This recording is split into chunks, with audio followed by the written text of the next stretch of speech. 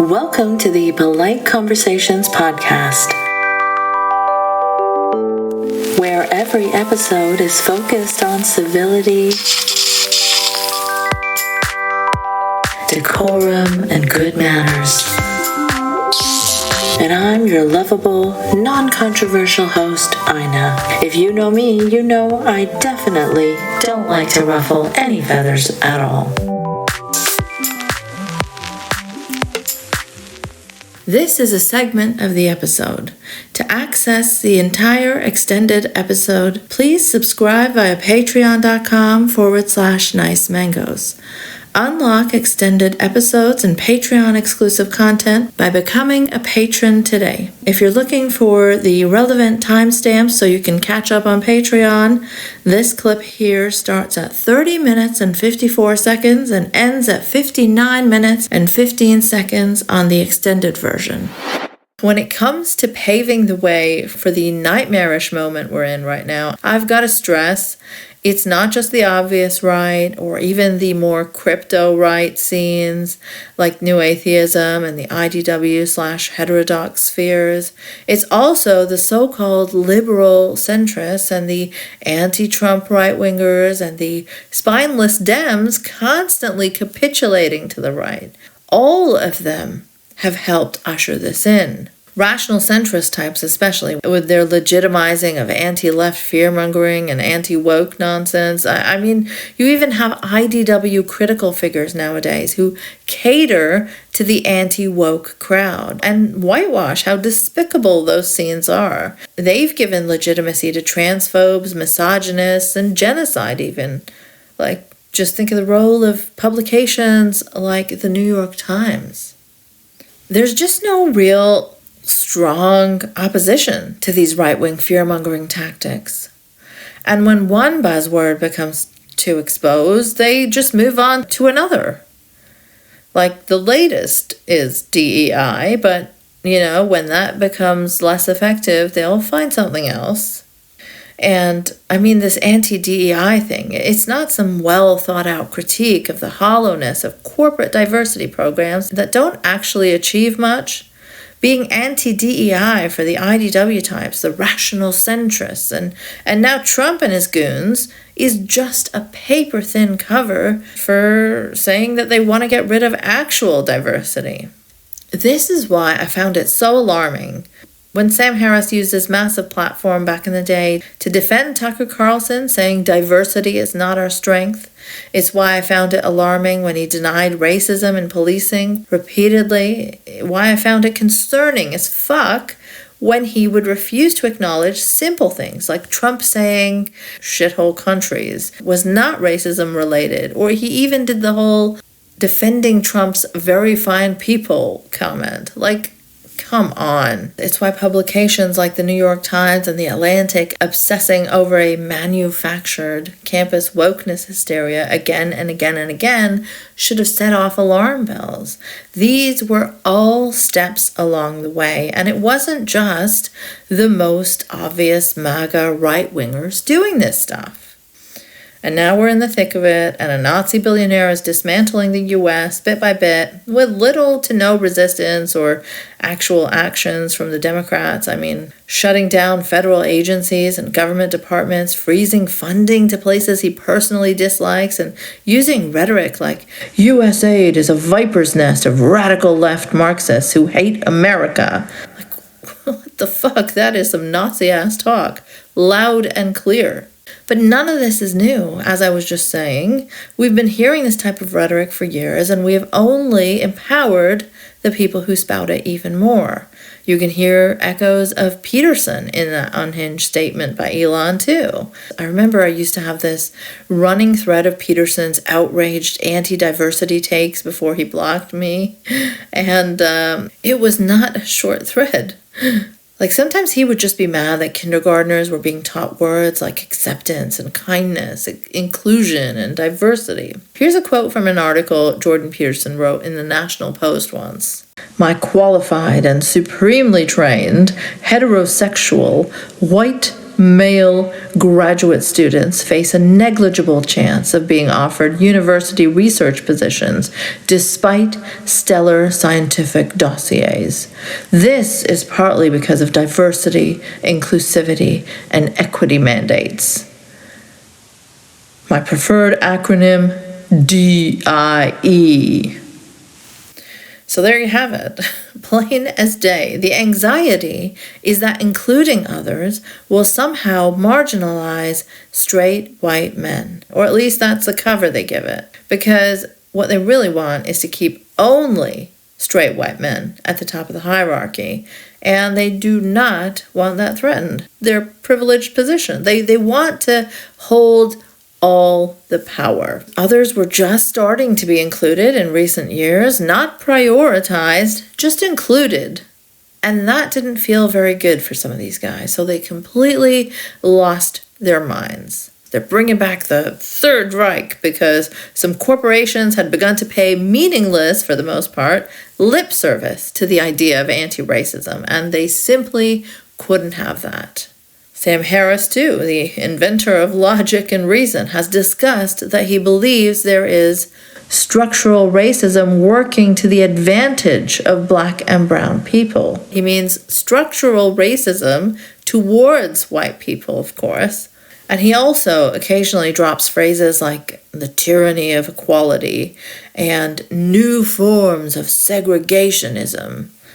Like, that is a level of paranoia he's felt to others simply being included in the same things straight white men always were. I mean, this is some classic fascist shit. Like, this isn't a precursor to it. This is it.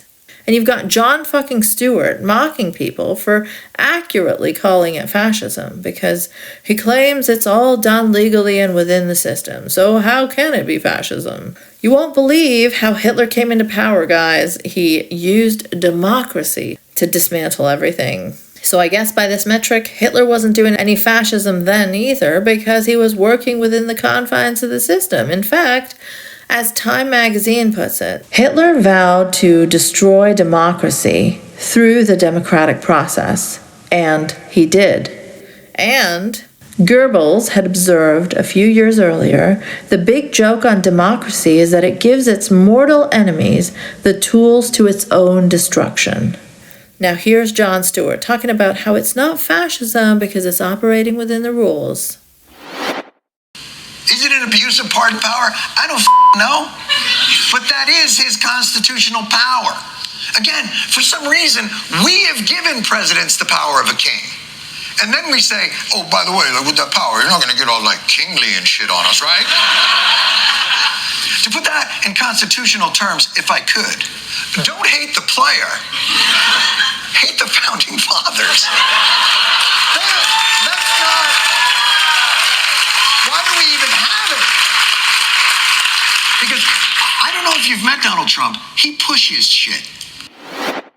Look, we are facing a deluge of these executive actions, and certainly we must be prepared for those most vulnerable to the consequences of these actions. But this is all fascist argument has become almost a reflex for the left. And he mocks this by making a face, adding a laugh track, and with a compilation of mainstream pundits on like MSNBC, who he seems to be referring to as the left. Donald Trump promised to be a dictator on day one, and he's carried that forward through the entire week. 5 days into this administration, the abuse is already rampant. Throughout the rest of the week, shredding the Constitution as he went. On a fascism scale of 1 to 10, with 10 being peak fascism, how would you rate Trump's first week?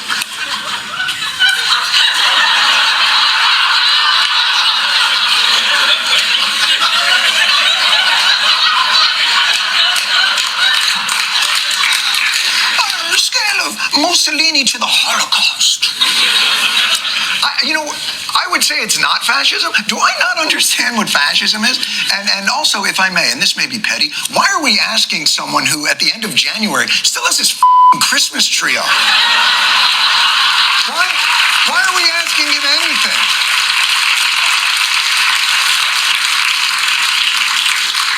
You know who used to leave the Christmas tree up all the time? Hitler.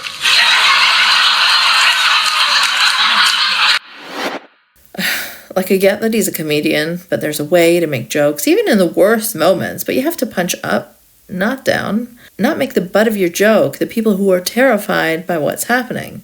Maybe don't use Hitler jokes to minimize what's happening right now in the US. So once again, I'm going to say, fuck Jon Stewart. Makes sense why he was out there defending Joe Rogan when his anti-vax and N-word compilation tape were a topic of discussion, and his both sidesy criticism of Israeli apartheid and genocide has not exactly been great either. I mean, sure, be a comedian and make jokes, but make your jokes good. Not excuses for Trump, for fuck's sake. Now look, I have a lot of fear that as this term goes on, things are going to get a little fascisty. And we must be vigilant. But part of vigilance is discernment. Republicans control the House, the Senate, the executive, and the judiciary. And just about every move that has been made till this point, we have granted them electorally. It's our f***ing fault. And the constant drum, it's just our fault.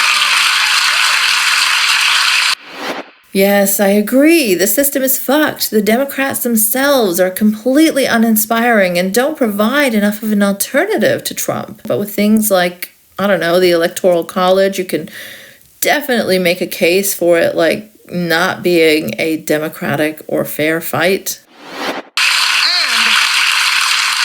Constant drumbeat of encroaching fascism will erode the credibility we will need hopefully if, and not when, it hits. This line may have worked in early 2016, but it really fucking doesn't now. But the truth is that for now, his most objectionable actions have taken place almost entirely within our designed democratic system.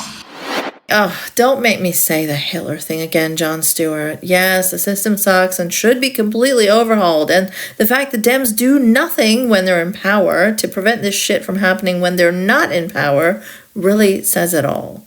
The fact that they had 4 years to do something about Trump and his criminal shit and they did not is incredibly fucked.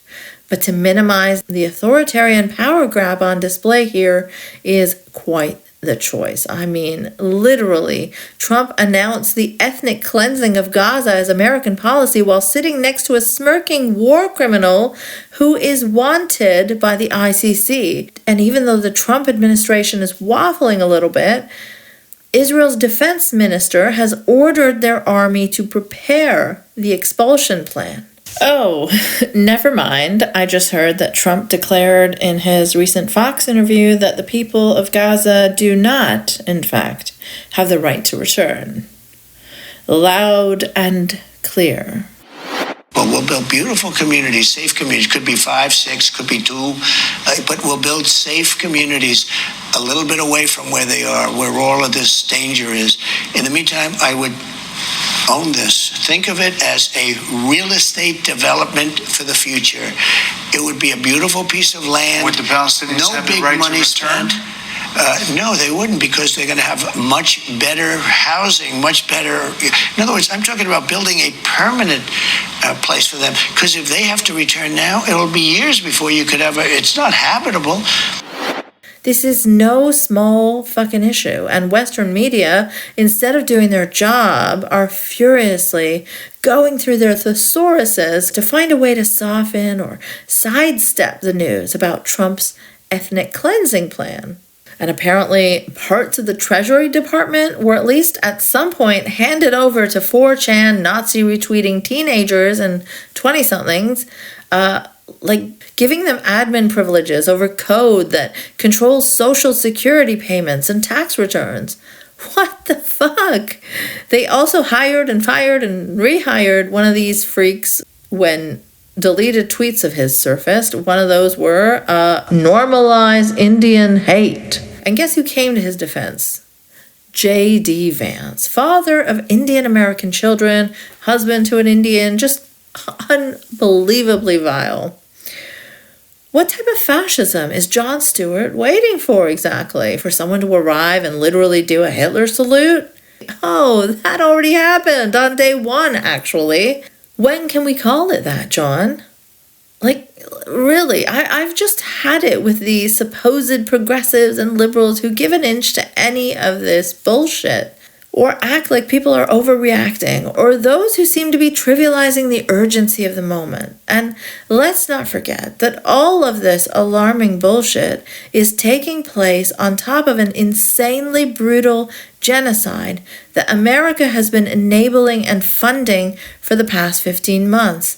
One that was greenlit and enabled under the more supposedly humane party. One that, despite the supposed ceasefire, is absolutely not over, as Israeli violence escalates in the West Bank, and as I said, Trump openly plans to clean out Gaza in full view of the world. In fact, now him and Israel are threatening to let this so-called ceasefire collapse and let all hell break loose. Israel never held up its end of the bargain, as we knew it wouldn't, and as confirmed by an Israeli official, but buried way deep in a New York Times article. Not like they could lead with that or anything. Israel's idea of a ceasefire was always, you seize, we fire. They've been killing Palestinians throughout this. They just recently shot an 8-month pregnant woman dead in the West Bank, and the murders there have been getting minimal attention in the Western press. Just imagine if Hamas had shot an 8-month pregnant Israeli woman. Just imagine the outrage. Yet there's barely an acknowledgement when it comes to Palestinians. Also, Israel's extremist finance minister, Smotrich, has been threatening Palestinians in the West Bank with the same fate as Gaza. And again, you'll barely see that acknowledged in the media at all. Anyway, here's Trump's latest horrid statement on the so-called ceasefire. As far as I'm concerned, if all of the hostages aren't returned by Saturday at 12 o'clock, I think it's an appropriate time. I would say cancel it and all bets are off and let hell break out. I'd say they ought to be returned by 12 o'clock on Saturday, and if they're not returned, all of them, not in drips and drabs, not 2 and 1 and 3 and 4 and 2. Saturday at 12 o'clock, and after that, I would say all hell is going to break out. Trump is clearly very open about this shit. Like, who else would be talking about ethnically cleansing and unleashing hell on a whole people this way? At least we can take comfort in knowing that the Dems didn't try floating this idea of ethnic cleansing or anything. Except they very much did. Myra Zonzine, who is an Israeli-American journalist that's been covering Israel and U.S. foreign policy for over a decade, tweeted in response to the news that Trump began openly calling for the ethnic cleansing of Palestinians. It is worth remembering that Blinken went to Sisi at the outset of war to float the same idea, offering Egypt money to take in Palestinians from Gaza temporarily. Sisi put his foot down. I'm sure that temporarily is as reliable as when Trump's spokesperson now says it's meant to be temporary. It's just such a sickening reality we exist in right now, and I wish that people who care about how Trump is fucking over the US and the world currently would connect the dots to see how fucked it was what the US was willing to do to Palestinians, and the world under Democrats too. They completely torched international law for one thing, and that was all pre-Trump. You just cannot go on a violent rampage elsewhere for so long and not have the effects of that violence and control and dominance and surveillance come back on you. Look up the term imperial boomerang. Like, it's never been more fitting than right now, I think. Just look at Israel and how through this genocide they seem to not only be harming Palestinian life, but it's been so corrosive to themselves as well. It seems to have impacted their own society in so many ways. Their economy is in shambles, their reputation around the world is in absolute tatters, as it should be, well deserved. Their standing on the world stage as a democracy is slipping, and they are having to spend millions more in pumping out propaganda to try and do some sort of damage control. But as they say, you can't put toothpaste back in the tube. Their society is clearly in trouble. There have been people rioting for the right to rape Palestinian prisoners, for fuck's sake. And participants in the genocide can't travel without fear of being arrested anymore. And it's brought enough destruction upon themselves that we will likely continue to see the effects of it for many, many years to come. Doing the genocide has cost them dearly, and participating in the genocide will cost the U.S. too. The levels of authoritarianism needed to quash all the protests on campuses last year, the constant twisting and gaslighting and excuse-making for what was being done to innocent civilians and children was horrifying. We've been watching that with our own eyes for over a year.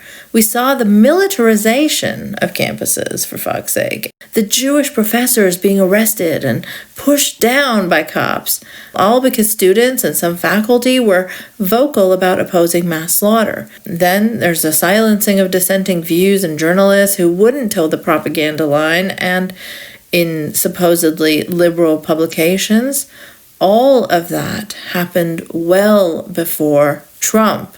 And all of it will have a ripple effect. All of it paved the way for what is being done now. The demonization of the left was such a strong theme in the suppressing of pro-Palestine views. They brought DEI into the whole Claudine Gay situation. Remember, Sam Harris was fully on board for that, as we heard earlier. The Democrats also had no spine then either, just like they didn't in the face of rising transphobia. They provided little to no opposition to the right-wing fearmongering about those things.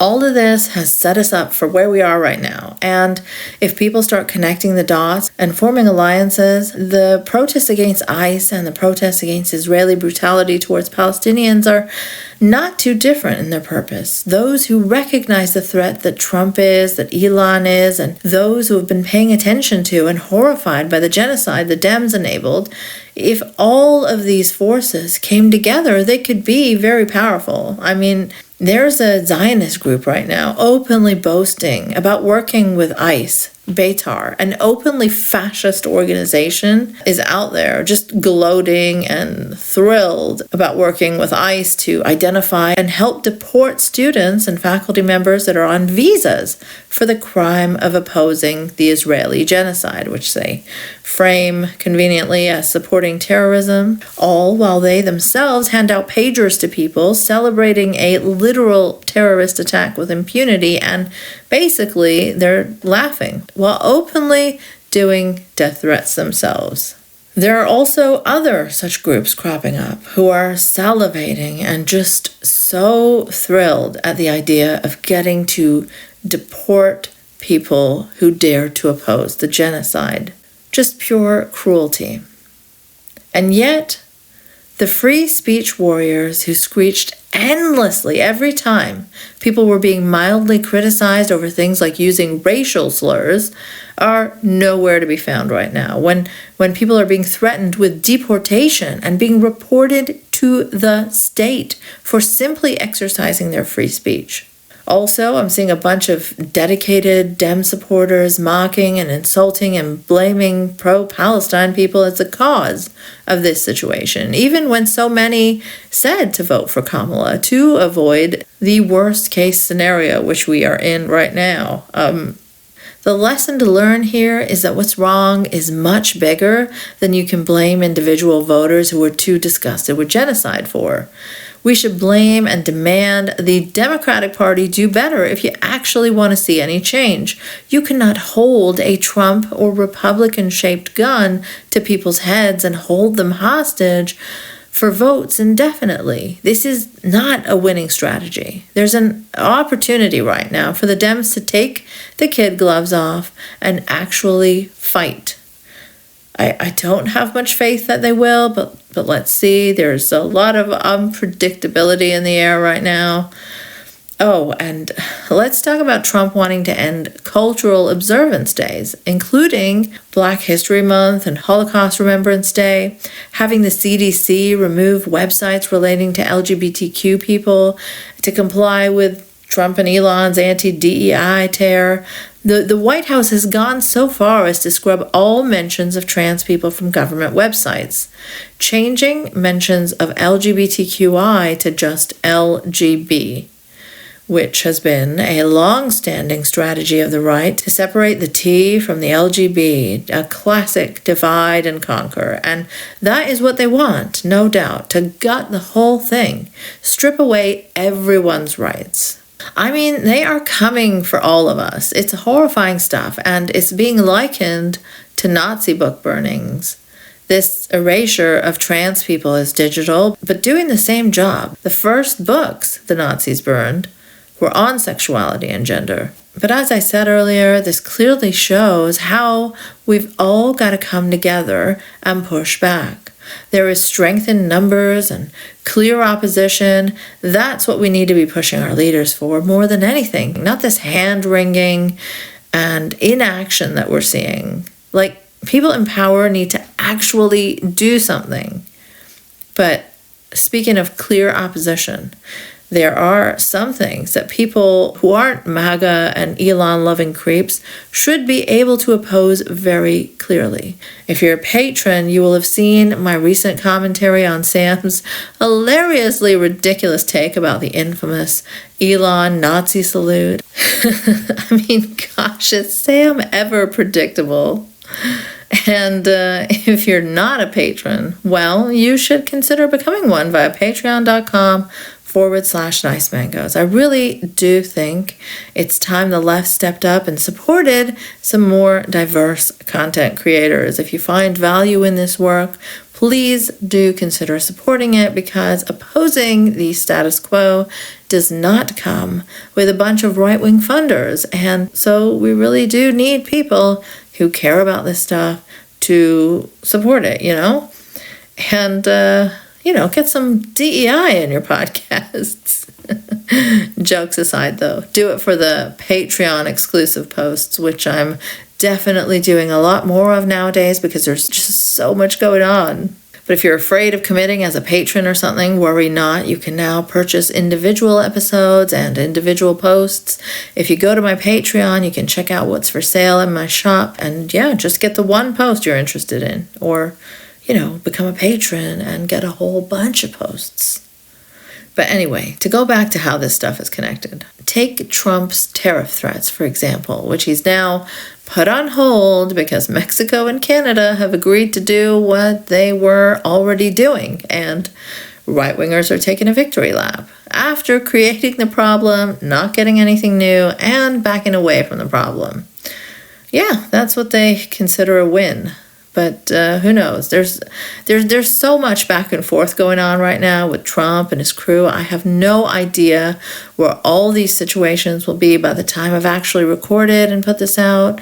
On the day I record this, there's some sort of small event happening. You may have heard of it. It's called the Super Bowl. And there's apparently a pre-taped Trump interview that's airing just before that. So I am sure that will be quite eventful. But I gotta stop endlessly tweaking this episode and actually put it out at some point. So I may not get to include all that in here. Apologies. But anyway, while this ridiculous Trumpian trade war seemed imminent, it was certainly causing a lot of panic and frustration here in Canada and in Ontario, where I live, and I was glad to see that we were actually planning on hitting back.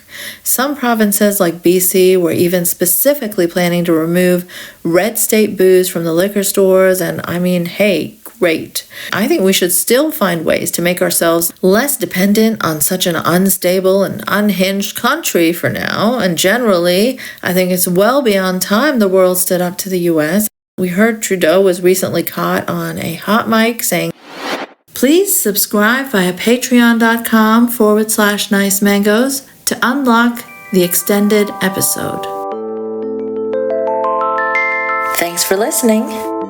If you enjoyed this episode and would like to support it, there are several ways you can do that. You can share it online, talk about what you just heard. You can leave a 5-star review to help others find it too. And you can also subscribe via patreon.com/nice mangoes. No E in mangoes. If you